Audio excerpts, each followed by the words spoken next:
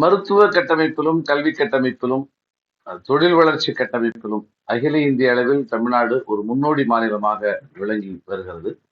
அதற்கு அடிப்படையான காரணம் திராவிட முன்னேற்றக் கழக அரசு பாதுகாத்து வருகிற ஒரு சமூக நல்லிணக்கம் தான். மாநிலத்தில் அமைதி நிலவுகிற காரணத்தினால்தான் இந்த வளர்ச்சி என்பது உறுதிப்படுத்தப்பட்டிருக்கிறது. ஆகவே 2026வது சட்டப்பேரவை தேர்தலில் மிக நிச்சயமாக திராவிட முன்னேற்ற கழகத்தின் தலைமையிலான மதச்சார்பற்ற முற்போக்கு கூட்டணி அமோகமாக வெற்றி பெற்று திமுக ஆட்சி பொறுப்பை ஏற்கும் என்பதில் எந்த ஐயமும் இல்லை.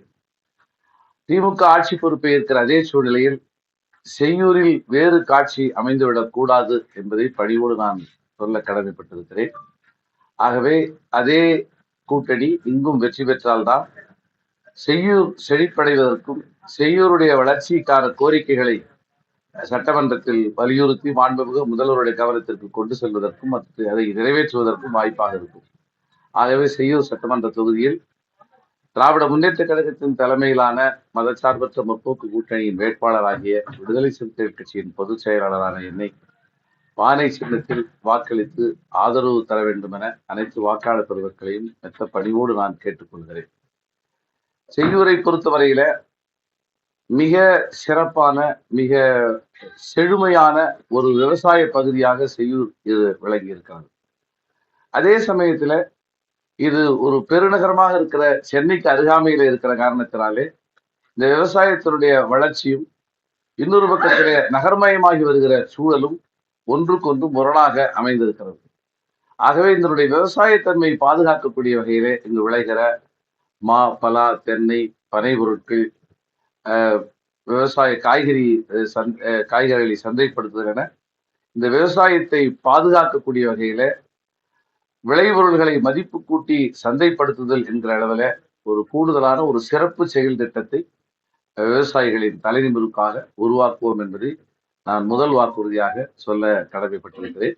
மிக முக்கியமாக குளிர்பதன கிடங்காக இருந்தாலும் சரி, அல்லது இவைகளை மதிப்பு கூட்டக்கூடிய வகையிலே அமைக்கப்பட வேண்டிய மாம்பழ கூழ் தயாரிப்பு உள்ளிட்ட அத்தகைய தொழிற்சாலைகளாக இருந்தாலும் சரி, உரிய முறையில் அதற்கான உரிய அறிவியல் பூர்வமான ஆய்வை மேற்கொண்டு விவசாயிகளின் வாழ்க்கை தரம் உயர்வதற்கான பணிகளை முதற்கட்டமாக முன்னெடுக்க வேண்டியது எனது கடமை என்பதை நான் உணர்ந்தேன். இது ஒரு கடல்சார் பகுதியாக இருக்கிறது. ஏராளமான மீனவ குடியிருப்புகள் இங்கே அமைந்திருக்கின்றன. பல்வேறு மீனவ குடியிருப்புகளில் இன்னும் அடிப்படை தேவையாக இருக்கிற குடிமனை பட்டா கூட வழங்கப்படாத நிலை இருக்கிறது. கடந்த 5 ஆண்டுகளில் அதற்கான முயற்சிகள் ஆரோக்கியமான முறையில் தொடங்கப்பட்டு பல இடங்களில் வழங்கப்பட்டிருக்கிறது. ஆனாலும் அது முழுமையடையவில்லை.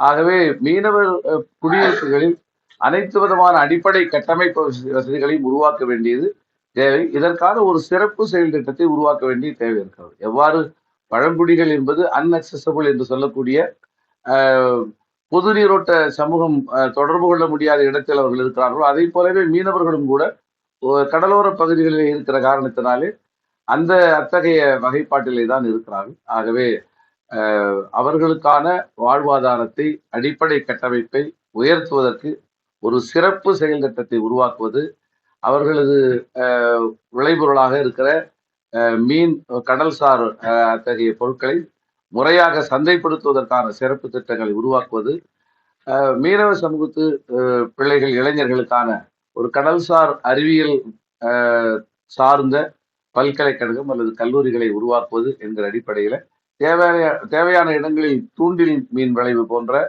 பாதுகாப்பு அம்சங்களை உருவாக்குவது, ஆலம்பரா கோட்டை போன்ற ஒரு வரலாற்று சிறப்பு வாய்ந்த அந்த பகுதிகளை சுற்றுலா தலமாக மாற்றுவதற்கான சாத்தியக்கூறுகளை அடையாளம் கண்டவற்றை சுற்றுலா தலமாக மாற்றுவது என இத்தகைய கோரிக்கைகள் மக்களிடமிருந்து முன்வைக்கப்பட்டிருக்கிறது. நிச்சயமாக இந்த கோரிக்கைகளை அறிவியல் பூர்வமாக ஆய்ந்து சட்டப்பேரவையிலே அரசின் கவனத்தை ஈர்த்து மாண்புமிகு முதல்வருடைய கவனத்திற்கு கொண்டு சென்றவற்றை நிறைவேற்ற வேண்டும் என்பது எனது அவா.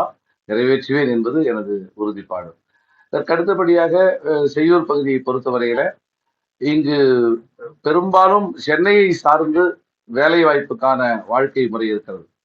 ஏராளமான மகளிர் பெரும்பாலும் இரவு 11 மணிக்கு மேல்தான் சென்னையில இருந்து வீடு திரும்பக்கூடிய ஒரு சூழல் இருக்கிறது. ஆகவே இந்த பகுதியில் தொழில் வளர்ச்சியும் வேலை வாய்ப்பும் உருவாக்கப்பட வேண்டியது மிக அவசியமாக இருக்கிறது. அந்த அடிப்படையில் தான் கடந்த ஆட்சி காலத்தில் ஒரு சிப்காட் என்பது அறிவிக்கப்பட்டிருக்கிறது. சிப்காட் மாத்திரமல்லாமல் இன்னும் கூடுதலான தொழில் வளத்தை இந்த பகுதிகளை உருவாக்க, தொழில் வளர்ச்சியை உருவாக்க, வேலை வாய்ப்புகளை உருவாக்குவதற்கான முயற்சிகளை கட்டாயமாக நான் மேற்கொள்வேன். பங்கெடுத்துக் கொள்ள வேண்டிய மாணவர்கள் பெரும்பாலும் சென்னையில் போய் தங்கிதான் படிக்கிறார்கள். அத்தகைய மாணவர்களுக்கான போட்டித் தேர்வுக்கான மையங்களை இதே பகுதியிலே உருவாக்கி ஒரு புதிய ஆளுமை மிக்க இளைஞர் சமூகத்தை உருவாக்குவது என்பது என் முன்னால் இருக்கிற சவால் என்பதை நான் அறிந்திருக்கிறேன். அதை நிச்சயமாக செங்கல்பட்டு அரசு மருத்துவமனையை பெரும்பாலும் சார்ந்திருக்கிறார்கள். ஆனால் ஈசிஆர் போன்ற விபத்து அதிகம் நிகழக்கூடிய பகுதிகள், சாலைகள் இங்கே இருக்கிற காரணத்தினாலே இந்த பகுதியில் இருக்கிற அரசு மருத்துவமனை ஒரு தரம் உயர்த்தப்பட்ட மருத்துவமனையாக, மல்டி ஸ்பெஷாலிட்டி என்று சொல்லக்கூடிய பல்வகை சிறப்பு சிகிச்சைகளை தரக்கூடிய மருத்துவமனையாக தரம் உயர்த்துவது என்பது இந்த மக்களின் நீண்டகால கோரிக்கையாக அமைந்திருப்பது. நிச்சயமாக அதை மாண்புமிகு முதல்வருடைய கவனத்திற்கு கொண்டு சென்று வலியுறுத்தி என்பதை நான் சொல்ல கடமைப்பட்டிருக்கிறேன். இதைகள் மாத்திரமின்றி இந்த பகுதியில ஒரு முழுமையான சமூக நல்லிணக்கத்தை எனது முழு முயற்சி இருக்கும். முழுமையான சமூக நல்லிணக்கம் பாதுகாக்கப்பட்டால்தான், சமூக அமைதி நிலவினால்தான் இந்த பகுதியிலே தொழில் வளம் பெருகும். பல்வேறு தொழிற்சாலைகள் இங்கு ஆர்வத்தோடு முன்னெடுப்பார்கள். அந்த அடிப்படையில சென்னையை சார்ந்து வாழ்கிற வாழ்க்கை முறை இல்லாமல் சுயேட்சையான சுதந்திரமான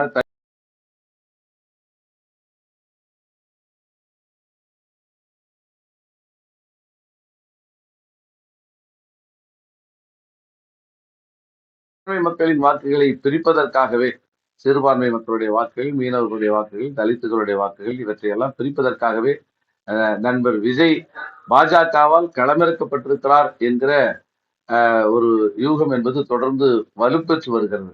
அதற்கான சாத்தியப்பாடுகள் கூடுதலாக இருக்கிறது. ஆகவே அத்தகைய சூழலில் வாக்காளர்கள், மிக குறிப்பாக புதிய வாக்காளர்கள், இளம் வாக்காளர்கள் விழிப்புணர்வோடு இருந்து பாஜகவினுடைய நேரடி கூட்டணியையும் சரி, பாஜகவினுடைய மறைமுகமான அடையாளங்களையும் சரி நிராகரிக்க வேண்டும். மீண்டும் பானை சின்னம் வெற்றி பெற வேண்டும். திராவிட முன்னேற்ற கழகம் தமிழகத்திலே ஆட்சி செய்வதுதான் தமிழகத்திற்கு பாதுகாப்பானது. அந்த அடிப்படையிலே பானை சின்னத்திற்கு வாக்களித்து ஆதரவு தர வேண்டும் என அனைத்து வாக்காளர் பெருமக்களையும் உங்கள் ஊடாக நான் கேட்டுக்கொள்கிறேன்.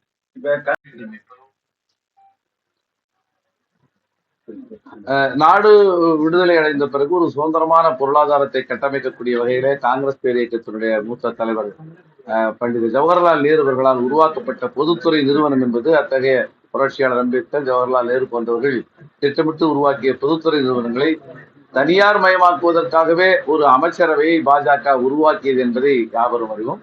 அதனுடைய நீட்சியாக இன்று கல்பாக்கம் போன்ற பொதுத்துறை நிறுவனங்கள் முற்றுமுழுவதுமாக உள்ளூர் தொழிலாளர்களை புறக்கணிக்கக்கூடிய வகையிலே அமைந்திருக்கிறது. வேலை வாய்ப்புகள் முற்று முழுவதுமாக தமிழர்களுக்கு மறுக்கப்படுவதை பார்க்கிறோம். ஆகவே அத்தகைய நிலையை மாற்றுவதற்கான ஒரு வலுவான குரலை எழுப்ப வேண்டியது, செய்யூரிலிருந்து செய்யூருடைய சட்டமன்ற உறுப்பினர் என்கிற அடிப்படையில் எழுப்ப வேண்டியது இந்த பகுதியின் தேவையாக இருக்கிறது. கல்வி, வேலைவாய்ப்பு இவைகளில் மாத்திரமல்லாமல் அங்கு அமைந்திருக்கிற மருத்துவமனை, அங்கு அமைந்திருக்கிற கேந்திர வித்யாலயா பள்ளி ஆகிய கட்டமைப்புகளில் கூட குறைந்தபட்ச ஒரு முன்னுரிமை என்பது மாவட்டத்தை சார்ந்த மக்களுக்கு இல்லாத ஒரு சூழ்நிலை இருக்கிறது. அது மாத்திரமல்லாமல் கல்பாக்கத்தினுடைய உண்மையான சுற்றுச்சூழல் பாதிப்பு என்ன என்பதை ஒரு அறிவியல் பூர்வமான விசாரணைக்கு இதுவரை யாரும் உட்படுத்தியதாக தெரியவில்லை. ஆகவே நிச்சயமாக இத்தகைய அம்சங்களில் கவனம் கொள்வோம். கல்பாக்கம் போன்ற பொதுத்துறை நிறுவனங்கள் மாத்திரமல்ல, என்எல்சி உள்ளிட்ட தமிழ்நாட்டிலே இருக்கிற அத்தனை பொதுத்துறை நிறுவனங்களும், இன்னும் சொல்ல போனால் ரயில்வே போன்ற பொதுத்துறை நிறுவனங்களும் மெல்ல மெல்ல தமிழர்களை முற்று முழுவதுமாக புறக்கணிக்கிற பொதுத்துறையாக மாறி வருகின்றன. இந்த நிலை மாறுவதற்கு நிச்சயமாக சட்டமன்றத்தில்